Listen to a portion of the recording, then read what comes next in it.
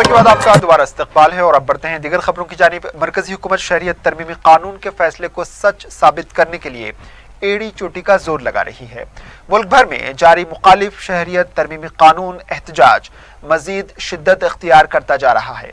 हमेशा खास तौर पर इस मामले में पूरी कोशिश कर रहे हैं कि उनका फैसला सही है। अमित शाह ने एहतजाज का मतलब ही बदल कर रख दिया। बिल के हक में रैली निकालकर ये तासुर देने की कोशिश की कि अवाम हुकूमत के फैसले के हक में हैं, लेकिन मुखालिफ एहतजाज के सामने वो भी फीका पड़ गया। तो अब चोर रास्ता इख्तियार करते हुए अवाम को गुमराह करने का रास्ता इख्तियार कर रहे हैं। हमेशा जब बिल के हक में हुजूम जमा नहीं कर सके तो टेक्नोलॉजी के जरिए बिल की तायद का रास्ता निकाला है। अवाम से कहा जा रहा है कि 88662 88662 नंबर पर मिस कॉल करके अपनी तायद का ऐलान करें।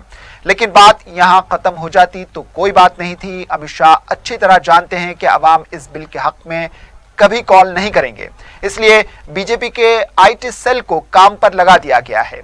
इस नंबर को मुख्तलिफ अंदाज में पेश करें और कॉल की तादाद में इजाफा करें ताकि अवाम को बता सके कि अवाम उनके साथ हैं। इस नंबर को खास ऑफर या फिर लड़कियों से मुफ्त बात करने की तरगीब और खुद बीजेपी खिलाफ मौजू पेश करके कॉल हासिल करना चाहते हैं। लिहाजा अवाम इस नंबर से मौसूल होने वाले कॉल को रिसीव ना करें और इस पर मिस कॉल भी ना दें। अवाम अमित शाह के इस मायाजाल का शिकार ना बने और इस साजिश का मुंह तोड़ जवाब दें। बोलूंगा, पहले हिंदी में बोलूंगा, बाद में अंग्रेजी में बोलूंगा।